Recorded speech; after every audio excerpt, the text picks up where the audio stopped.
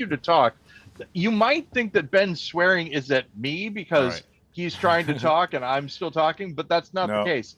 I'm doing what he wants me to do, which Yeah, is to fill the space with time. And I haven't even gotten to the fact that I also have a laptop that I'm using. The laptop I'm using All is right. to I record. just need to tell you, I am streaming now, but I'm going to take care of my Oh, own okay. audio issues while Gotcha. we're trying to have a conversation.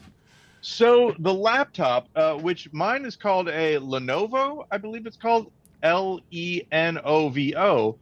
which by the way is running Ubuntu, which is a version of I think I think it's Linux. That's I your want to on. say Ubuntu. That's on. It's I don't think it's just Unix. I think it's Linux, but Ubuntu is There we a go. sort of a third option. Normally, Apple, the company we already mentioned, makes operating system uh, or an OS uh, for my laptop. I'm not my laptop. I'm sorry, my iPad, which is called iOS, um, and that's what that's running. It's basically how do I describe it? An operating system is the software that makes the other software work. It's a platform, if you will, that runs all the other programs. A program is a discrete bit of code that All right. does a thing. A program can do many different things. Right Oh, now, that's what that was. Ben and I are talking on a program called Zoom, and Zoom Zoom. allows you to talk to one another over the internet. And you see, if you're using the visual side of things, you see a picture of the person you're talking to, and then a little picture of you kind of in the corner. And both the pictures move, and the pictures are being picked up by the cameras that are on your devices.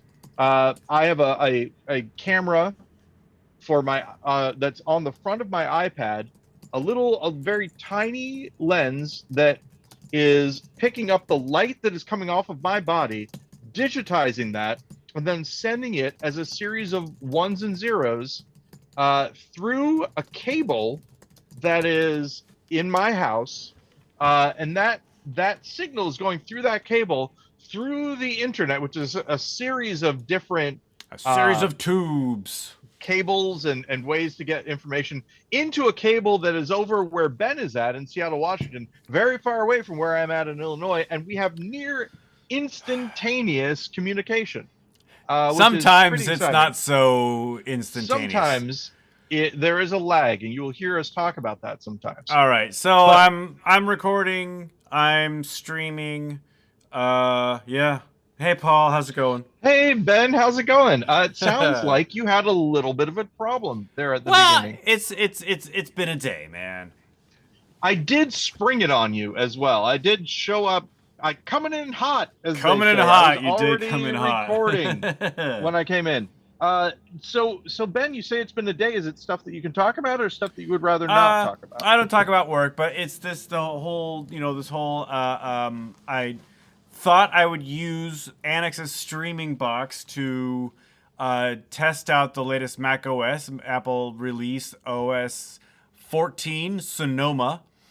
And Ooh, so I updated that today, and I've spent some time figuring out, like, working out the quirks and the bugs to make it do what I want it to do. And yeah, and it's doing a few things that I don't agree with. It did that thing where I like when I turned, because I record my part of the show in Logic mm-hmm. Pro, and it did that thing where it wouldn't recognize my microphone. I have a microphone Ah, plugged into a USB thing here, so I spent a lot this of whole time figuring that out, got it working, and then when we started streaming, or when you came in hot, I think you heard me say, I heard myself. For whatever reason, yep. monitoring was on. I didn't want monitoring on because it's quite distracting. So I actually had to stop my record, figure that Mm, out. And then, once I got that figured out, I realized that if my Zoom window, which is what we're streaming on, was behind the Logic window, which is how I like to have it. The Zoom window in my streaming software froze. Oh, Yeah. So yikes. we don't want that for the people. No, a frozen Ben. Um Who would like that? Frozen bed. Well, so the one thing I was going to say is that the very beginning of this, the whole reason why I was coming in hot is because I was having a hard time getting my audio recorder Audacity to start recording. I was having a hard time getting a window, and then it Yeah. started, and I was like, well, I don't want to stop it just in case it doesn't start again. Yeah. So that's why I hit record. I was Uh, briefly considering just downloading Audacity to this computer and using it, and not the yeah, fancy, expensive Logic Pro software that I have been using. I like Audacity. It's the little engine that could. I use it for a lot of different things. So the one thing, Ben, you said a thing that I often say on this podcast, which is I don't talk about work. It's one of our little things because I, it's better not to talk about your job on a podcast, in my opinion. But Yeah. I have to talk about my job for the podcast this one time, only one time, because something happened last week that I think you will find funny, and I think the audience will find it funny as well. So I work at a job. Ben and I often use this as a job type job. A job type job. A job is where you have a boss, and your boss, expects you to show up and do your work, and you're meant to be a professional and all sorts of things. One of the things that I do is I work from home, and since I work from home, sometimes I have a chance to listen to stuff in the background while I'm working. And it just so happened that right before this job started, Ben sent me an email that said, and I'm going to pull the email up so I can read the exact thing. That's a Zoom. No, I'm kidding. That's what you sent me today. So I'm Oh looking up, yeah. and it was YouTube stuff. And I'm going to, this is from Ben. Yeah. So this is something weird I just noticed. Either someone or something is going through our podcast videos and assigning moments to them, as well as providing a transcript, which makes me think it's an AI. It seems to be random, ? But if you click on any of these videos below and then click the more in the description, you can jump to different moments of the video based on the topic or read the transcript. And there's some links, and it's learning, growing, absorbing. And right before my meeting started with my group, I happened to click on, and I believe it was the third link down from the bottom. So I'm going to click on that and see if this is the one, and if it's not, I'll move to the other one. Yeah, this is the one. Okay, so if I go to more here and I look at the transcript, I'm going to open the transcript. I'm going to show you what the meeting organizer heard playing from the speakers of my phone right before the meeting started. It's me, Paul Goody, and this is Ben Lawrence, and we're not doing the podcast yet. And this is right where it came in, because I'm doing some dumb work thing, and that dumb work thing is going to be done pretty soon. But until then, Ben and I are going to talk about things that aren't interesting. Whoops. And she said to me, "Some dumb work thing, huh?" Oh man. And I was like, "No, you don't understand." And it sounds like a lie. This is the thing, is it sounds like, I said, "No, you don't understand. I do this podcast that nobody listens to, and I'm listening to it now on my phone." And that was me, but it was me through the, and so I had to actually find out when it was from. I was like, "Look, this was from 2021, in June of 2021. This wasn't now. This wasn't this meeting. In fact, I figured out what the dumb thing is, and then I described what the dumb thing was. And it was a dumb thing that I was doing for work, and it was a dumb thing. I will, I don't talk about work, but I do want to explain what the dumb thing was. It wasn't a meeting. It wasn't anything like that. It was the fact that that I had to put a thing in two different places because not everyone has access to the source of truth, if that makes sense. So imagine, if you will, I'll give you an analogy. Let's say that um, you are, oh, okay, Annex Theater. Annex Theater sometimes has a sign-up sheet that has, who's using the space at a Sure. certain time. Yeah. And you go online, you sign up the sign-up sheet, and then that goes. But imagine that there's a person who refuses to use the internet, and so they say you can't do this sheet. I need that website printed out and mailed to me every week so that I know where I'm at. Yeah. And if you were Yeah. doing that, you might say, I have to do this dumb thing. Yeah. And the person isn't dumb, it's the circumstances, right? Of the fact that it's not accessible to them. I, It's sort of like that. of course, you never talk about work, but then that somewhat embarrassing thing happens at work. Yep. It's like the heavens provide, and they have a Yeah. fantastic sense of humor. I thought it was pretty funny. Oh, hey, speaking about funny, um Betty called this mustache of mine my Commissioner Gordon mustache, Oh, okay, which yeah. I think it's actually true.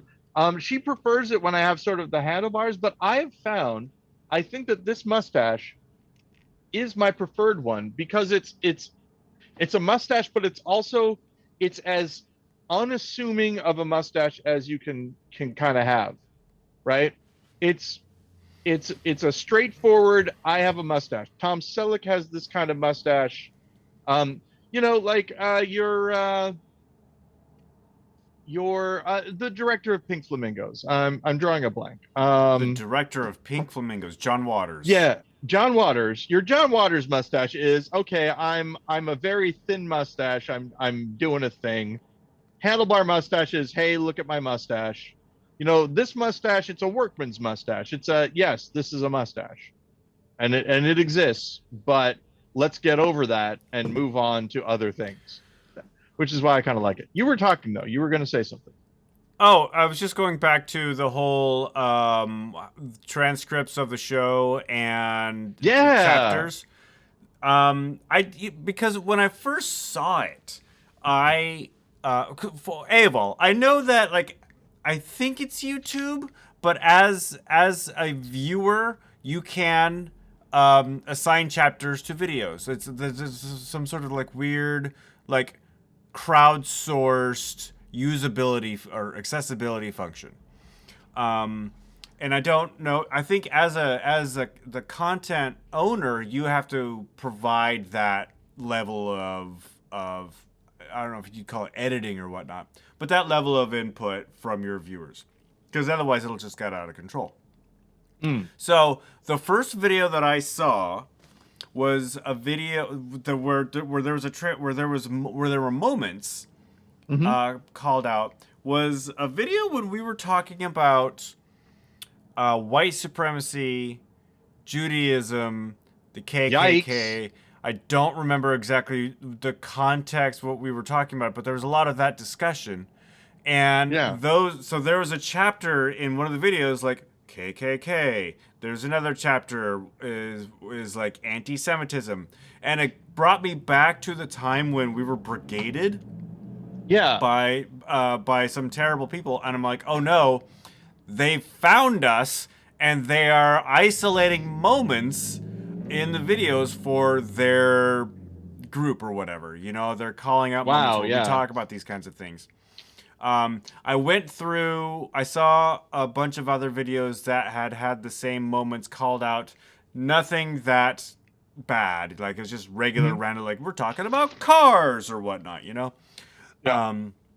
So today, when I created the YouTube page, I clicked a box that says show more, or like advanced settings. And yes, Hmm. we actually do have, I can't remember exactly what it's called, and I don't want to go back because I don't want to screw up the streaming. But Hmm.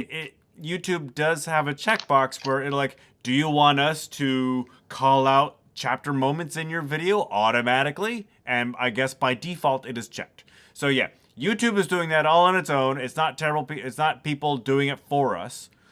Okay, that's good.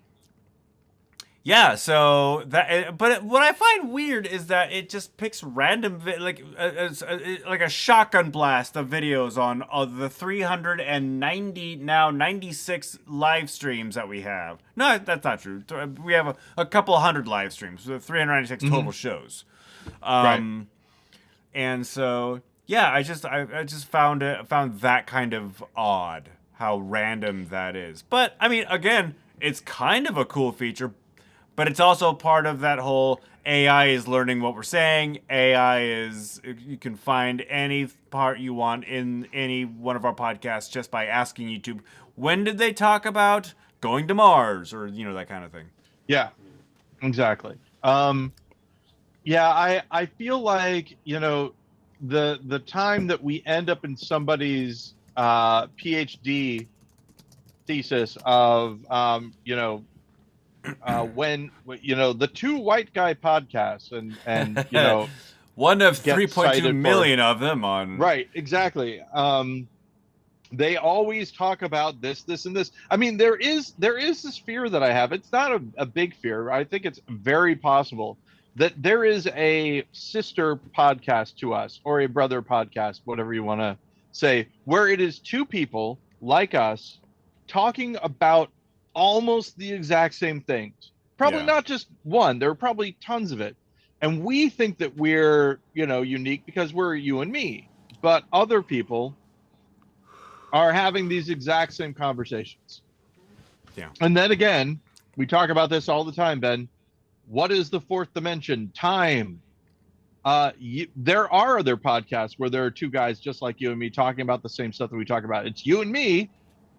And the podcasts that we're producing are similar to one another.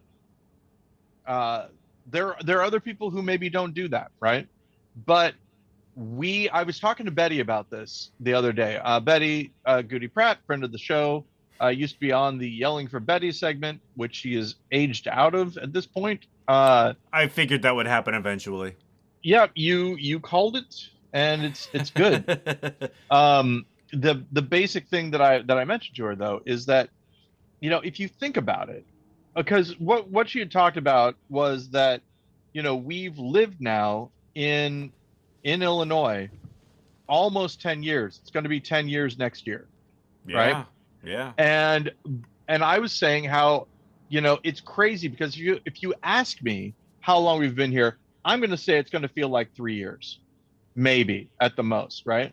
And I told her part of the reason for that is because we don't do that much different, right? We're doing the same thing over and over again, iterations. And in a way, like there are people who go, 48 hours without sleep or whatever. But for most of us, right, the daylight cycle and all that puts us in this iteration mindset. What are we going to do what are we going to do today, brain? Same thing we do every, try to so take and so over forth. the world. We, as creatures of habit, replicate the same events every day. Basically, we plan out new things. We do say on, if you think about it, right, the planning segment of our lives is actually pretty interesting. 4 days from now, I'm going to go and do this, right? So like, as an example, my friend Jesse is putting on this thing called Unity Fest. And that's, something that had occurred once before. It's going to happen again. It's going to happen this Saturday. And I know about it. And I can plan to go to it. Even though it's not happening, right? We're planning on doing something in the future. And the fact that we have a way to measure the amount of days that we have and to get all these people together and do all these things, it's pretty crazy when you think about it. The cooperation, the temporal cooperation that we have with people. That's how society runs. with ourselves also. You know, You like can I thank the know that. trains. Yeah, I like trains. We've talked about this. Trains are good. Oh, hey, speaking of we've talked And about now this. YouTube's gonna call this section the trains conversation. Exactly. Even though we talked about trains for like 2 seconds. Yep. Work it out, YouTube. Oh, they know we're talking about them. Work it. We like you. You're great. So here's the basic thing. There's a Ben's gonna get us the news, and I think you already know what it is. Try me. What is going to happen on Monday, possibly for a bunch of people that will have an impact on their lives and livelihood? Well, this might have something to do with the writers' strike ending and a bunch of people returning to their jobs on late night television. Wow, that was the exact opposite of what I was thinking, but you are correct. That is a thing that is happening. Can you guess what the flip side of that might be? The flip side of the writer strike ending and late night television returning. A lot of people returning to their jobs for late night television. What is the flip side of that? Is it a downside? Is that what you're talking about? Yeah, but it's not. It's a flip side. It's a what I mean by that is that is happening on the writer's side of things, right? Yeah. There is something non-entertainment related that is the exact opposite of people returning to their jobs on Monday. Oh, there's another union going on strike. That I was not aware of. Wow, this is harder than I thought, Ben. Something's happening on Monday that's going to affect a lot of people's lives. Might affect a lot of people. Might Something might happen on Monday, and if it does, it will affect a lot of people's lives. People that maybe some folks don't think about that often. The Yellowstone supervolcano is going to erupt. No, but wow. I don't know. I'm gonna need another hint. When you started with the Yellowstone, I thought for a second you might hit upon it. The government. Oh yes, may of course. shut down, and what some people don't realize is if the government shuts down, a lot of government workers are furloughed, and what that means is that they don't get paid. Correct. They don't work, they don't get paid, they are on hold until the shutdown ends. Now, actually, didn't know that was on Monday, that's why. Yeah, there are laws that have been passed in the past that they do eventually get paid, but they get paid when the government starts up again. And they'll get back pay for the time that they missed. Because I actually saw a report where these workers did not get back pay. Like there was an interview with a gal who works on like the Congressional House Commissary, right? And when the government shuts down, she's not going to. Maybe she won't. But because it's the U.S. government and they're all mostly terrible people, the senators and Congress people actually still do get paid. I'm gonna make a guess, and my guess is the person that works at the commissary is not actually a government employee. My guess is that they are a contractor with a company that contracts with the government to work at the commissary. The point remains the same. It's somebody affected by the shutdown who is not going to get paid, not going to get back pay. Well, yes, but and this is important. The thing that I was talking about, because there's a part two. The thing that I was talking about was that these people cannot get paid, right, while the government is shut down. The government employees can't get paid. They will get paid when the shutdown is over for their back pay, but you don't know how long that's going to be. And here's the thing: the people at the commissary who aren't going to get back pay, they can apply for unemployment, they can start new jobs, whatever, right? If someone who's a government employee gets unemployment for the time that they are not working if the government shuts down. When they get that back pay, they have to pay back all of the unemployment that they got, Yeah, that's a raw deal. which is not the way it works in a union. If you're in the union and you get laid off, um, you don't have to do a job. Okay, so full disclosure, and Ben, I don't think you mind me talking about this. Both Ben and I, when we lived in Seattle, got laid off at one point in time, and we're having unemployment benefits. Unemployment benefits, by the way, at least in the state of Washington where we lived, it's unemployment insurance. You pay into it while you're Yeah. working. So it's not, there's this idea that it's a handout. People don't want to work because they're getting, you already work, you already paid into it. That's what you're getting money for. You're getting insurance for losing the job that you have and having companies try to get you to work for less money than you're worth. That's part that the business owners hate. You cannot rehire someone at a lower salary because they're desperate. They already paid into this insurance.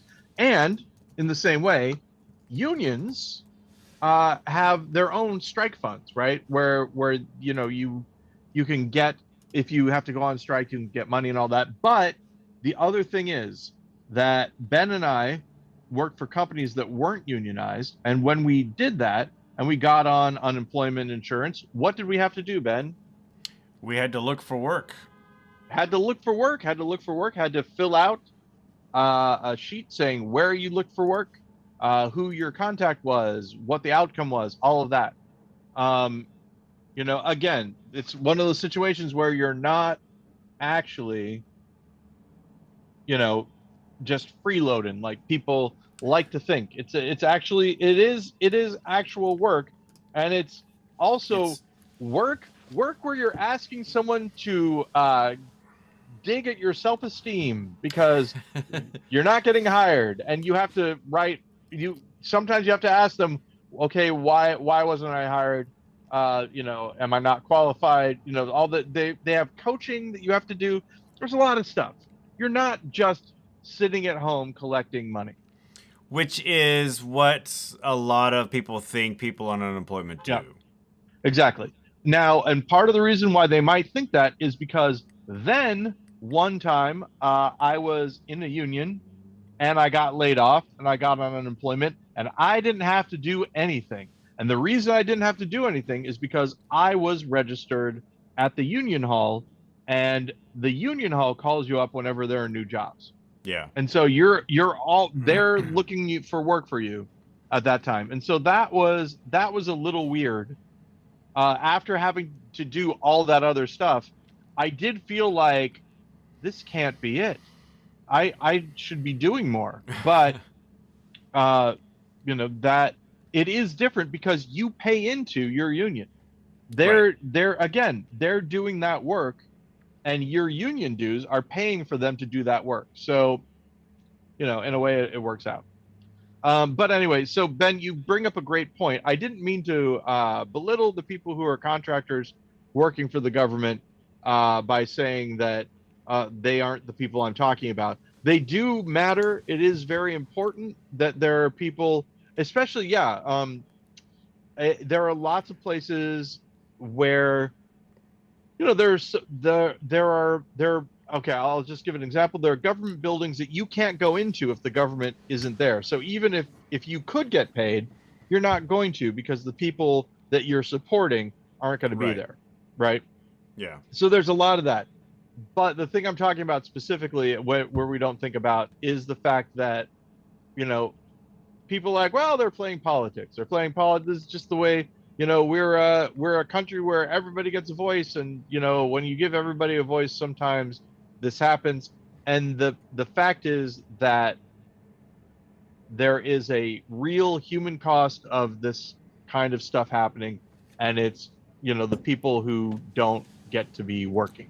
And I don't know this for a fact. I'm just going to assume because it is what I think of human nature and politics. But you're right. The person who works at the commissary probably works for a private company that contracts with the U.S. government to staff the commissary. I'm Hmm. sure there are a bunch of other low-level positions in support of the U.S. government that are done through contractors. Now I'm wondering. Now this is where I'm going to just like make up something just because I think it might have happened. Hmm. That the person who worked in the commissary, the person who does, who is like the janitor at the White House, somebody who like just runs mail between one building and another building. That's not interdepartmental mail. All these work for contracting companies, not connected to. They're not officially federal government employees, and I'm guessing that might be because after one of the first government shutdowns, when they started back up and had to pay the back pay of all these low level employees, somebody was probably like, you know what? We could probably save a lot of money by not doing this. Well, I mean, we can save a lot of money by not doing this. Is even if it's not just because of government shutdowns, it is the reason why they contract out to people. Yeah. Sometimes, anyway. The big thing though that I would say, uh, and sorry, I just got distracted by something. Do you mind if I talk about something that we weren't talking about for just a second? When has that Over ever your left stopped us? shoulder, I'm seeing My something over left your shoulder. left shoulder. Yep, that one.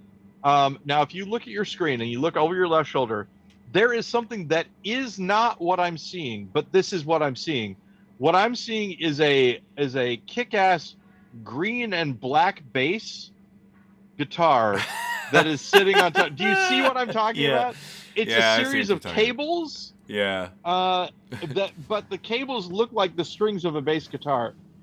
Anyway, sorry. The so yeah, the thing that I was going to say is that the important thing to think about in this, and this is where we go back to capitalism, the United States, and all that.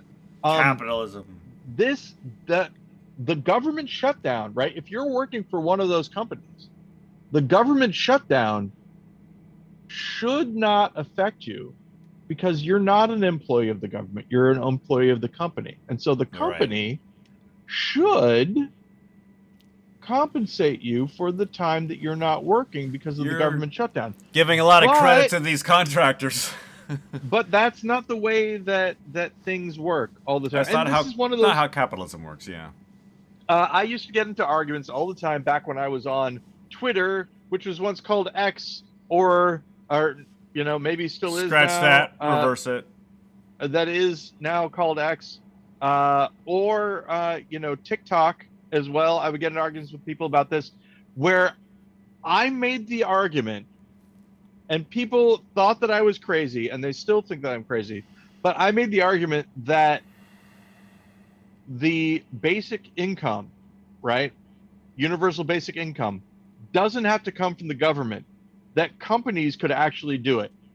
That you could theoretically work for a company and not do anything, and that company could pay you with their profits and write that off, and that company could set up a university and teach you at it, and there are so many different things that a company could do that we're used to governments doing, and still be capitalist and still do all of the things, just have these work programs or have these benefit, basic human living subscriptions, right, where you get food and you have a small apartment at Amazon headquarters and all that, but you're not doing anything. You're on, Amazon Basic Plus, and they're giving you what you need to live,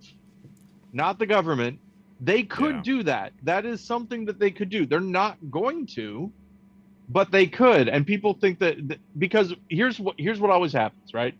You talk about universal basic income, and people are like, "Well, I don't trust the DMV. Why should I trust them to give me, you know, money for this?" Or have you ever seen the government be in charge of anything? Look at the VA. That sort of like, they Yeah. always bring up that the government doesn't, but the idea is that if AI gets people out of work, if it cuts out, and if work no longer happens, if you no longer have a job, right? The government doesn't have to be the one to sustain you.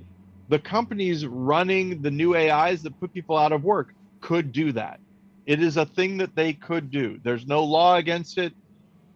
It might be worth it to like art grants. Hey, I heard that you can't do you know your regular job anymore. You know, get on this sustainment basic uh, subscription. Just call it a subscription service. You Yeah. get you get an apartment with a TV in it, and you just create content. You just get on. They pay you to TikTok. They pay you to draw little pictures, whatever, or nothing, or they just pay you to exist. And they send you all the stuff that isn't selling. It's the Packers jersey from the year that the Packers didn't win, getting sent over to a tribe somewhere, Oh, yeah. uh, but instead for people in the Midwest. Like, here, nobody likes Frankenberry Crunch. We made this Frankenberry Crunch bar. Nobody likes it. This for this week, you've got 100 of these bars that you can just eat now because you're on Yeah. this plan. Existence is paid. Yeah, exactly. So, I mean, and people are like, well, they wouldn't do that. Well, no, they wouldn't, but they could. That's always my point. They wouldn't do it, but they could do it. yeah, they won't And if and because yeah. the first company to ever you know set up their own university and train people at it, people will go crazy for it. People The will amount, be, like going back to the food waste, the amount of wasted food in this country is just obscene. I've seen a number of stories where like we throw away as a country, right? We throw away enough food that would solve hunger everywhere. It's Mhm. just the infrastructure is not there, the incentive is not there. Why should a company spend money to truck these Frankenberries to the Midwest? They're not getting anything from it. Yeah, exactly. And so that's the That's thing. where the Again, government has to come in. Government's got to well, say, we'll truck it for you. Just give us your overstock. yeah, if they would. That's the other thing. I mean, the government. I mean, do we want to get into it? The government is an oligarchy right now. Has been said by a couple different academics. Uh, we have the little kitty steering wheel, which I still use every election to say, hey, this is who I want to be president of the choices that you've given me. Yeah, of course. That sort of thing. Uh, but the fact, look at this guy. He's so when I was a kid, I had stuffed animals a lot. Yeah. Did you know about that? Did you know that about me, that I had a whole bunch of stuffed animals? No, I had stuffed And animals the, too. It's a kid thing. and the idea was that I wanted a dog, and a little stuffed animal sized dog, but my parents wouldn't allow animals in the house. We got an old English sheepdog named Sherlock, who I also loved. He was Oh, a big Sherlock. a big dog. Yeah, yeah, yeah. Yeah. Big fuzzy dog. Um, but I got all these little stuffed animals as like, compensation. Like, oh, you can't have, this dog, but You what can't have a about real what one, about but here's a this? fake one. But here's a little seal, and you can play around with it. Here's a walrus, that sort of thing. And I loved them, and they were great. But Edward moves around and stuff, and he likes me. Almost like he's He got a does. mind of his He own. really does.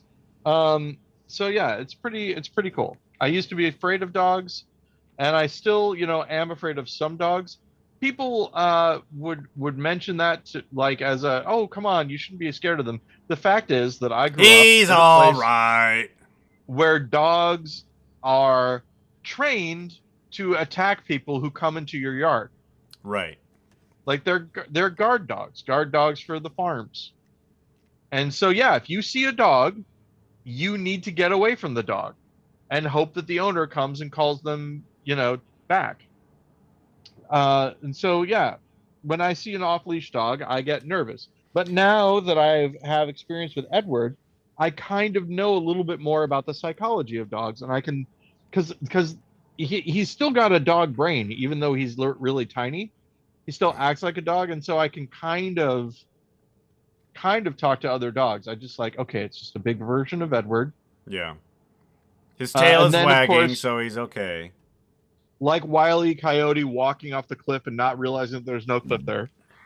He's just like Edward, except that he doesn't love me like Edward does, and he's guarding his. That still is a problem The of mine. That I community here in Capitol Hill has decided that Cal Anderson Park is now an off-leash dog park. The city is against it, but they don't enforce it at all. But yeah. yeah, it's pretty. I mean, on the one hand, yeah, I like dogs. I'm not afraid of dogs. I mean, I am familiar enough with dogs to know that like you should stay away from this one dog. But when Hmm. you're just walking past somebody, on the sidewalk and their dog is off leash, maybe you don't have time to make a judgment call as whether or not the dog's going to lunge Right. at you or whatnot. And this hasn't happened to me personally, but I have, I'm on the Seattle subreddit, and almost without fail, every week there's a post by somebody who either was bitten or was almost bitten or was charged by an off-leash dog, and they're like, leash your effing dogs. Yeah. Um, and there's a poem on the bus thing, if you remember, poem on the buses. Yeah. Um, and I really, really, really didn't like one of the lines, which was, talking about bonding with this other person, and we were secret conspirators of dogs without leashes, something like that. And talking about that they were both good people. They were both good people, the kind of people that you like, and dogs don't belong on leashes. They should be allowed to run free and all that. And I was like, I I really understand where you're coming from. You belong in a place that is not a large city full of Yeah. strangers. You need to be at a village where everybody knows everyone, and everybody knows old Cooter the Hound, who loves you, and Right. Keeps the bears away. exactly, whatever. Yeah, because I mean, I knowing that about Cal Anderson Park, I would not go there. I would stay away in general.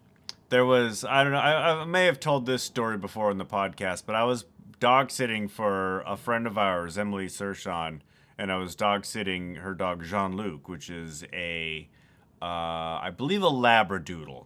Just a Named big, named after Picard, or yes, named not? after Picard. I So thought maybe named after the waiter in the coffee commercial. So okay, go. a big muppety dog. So I was dog sitting one day, took Jean Luc for a walk because that's what you do when you dog sit. They gotta go to the bathroom. We went over to the park. Keep in mind, I never took him off leash. He was always on the leash. But we were on the Yep. play field, which is like, where they have the softball and the soccer courts, right? It's not like a Yep. grassy hill. It's, the play field. It's actually an Yep. artificial turf play field. And this was like 9 o'clock in the morning. There's nobody else out there. Nobody was playing a game or anything like that. It was just me and Jean Luc on this giant field, and I'm just running around with him. Like, I have him on the leash, and we're just running, and we're Yep. playing. This Parks Department guy comes up and yells at me. And he's like, "Get that dog off that's a $5 million field. Get the dog off the field. You're not allowed there." And I'm like, sorry, didn't know, sorry. So we beat feet and got off the playfield. And I was feeling like really sheepish. I'm like, well, geez, I did something terrible. On my way home that night, I looked all over. There are no signs saying dogs weren't allowed on the field. There's one sign saying dogs weren't allowed on the field during a game, right? With people were playing like a city-sanctioned softball game. Yeah, don't let your dog run out onto the field. I think about that moment, and this has been a number of years. I think about that moment every time I walk past Cal Anderson Park, especially the Bobby Morris playfield, and there are 30 dogs running around off leash, you know. And you know, the reason why they don't want dogs on the playfield is because, you know, a dog might go to the bathroom on the playfield. You might not be able to clean it all up with your little bag, so there's artificial turf grass, you know, grass shards that have dog feces on them. And then somebody goes out the next day, plays softball, and slides all through it. It is a public health hazard. But but the city, man, you gotta be consistent in your enforcing rules. You could have yelled, "There's nothing in the rule book that says that a dog can't play soccer." Air Jean-Luc. Air Jean-Luc. What was that waiter's name? Jean-Luc. That one. Did you ever watch that? Yeah, I do remember that one. Yeah. There's that other one where the guy, where they do this weird thing. Like people always talk about this one commercial. It's a coffee commercial where it's like, is it where the brother comes home and surprises the sister? They're romantic vibes, and people always talk about that part. That's not the part that makes me weirded out. The part that makes me weirded out is the writing of the commercial, where he comes to the door, he opens the door, he looks at her, and she points to herself and says, "Sister." Always. I mean, watch it, and it's the craziest thing. Like it's so weird that maybe that is. But if that had been me, if I had been her, I would have been after that encounter in my room going, "Sister, what did I? What?" I mean, like I like the point is he's been gone for a long time, right? Maybe she grew up, you know, matured in some way he wasn't going to reckon. But of course, that wasn't going to be the case. As an actor, at some points in time in my life, as a writer at some points in time in my life, and as somebody who has dealt with business before, all I can see is that somebody in charge saying, they're not going to know that it's his sister. Yeah. Have her say sister and point to herself so that we know that that's the sister. It's very clunky exposition, yeah. Make it so that for a second he doesn't know who she is because he's been gone for a while. She's older, and then she calls him. We know it's stupid, so she's calling him stupid for not knowing that she's his sister. And so she goes, "Sister," like that. That's what happened.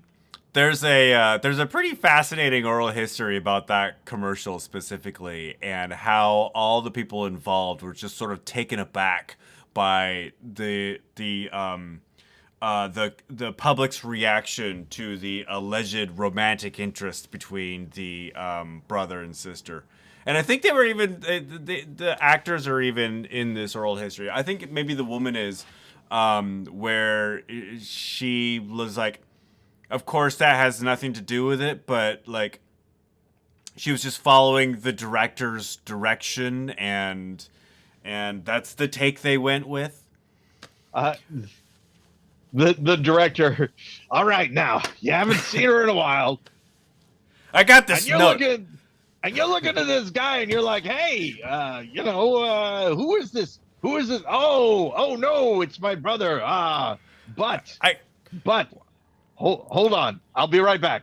Ma, what is it? No, tell her I'm working. All right. So anyway, so here's one last thing I wanted to mention about this, and that's that they aren't brother and sister. They're actors they're doing a thing, but we've bought into the narrative.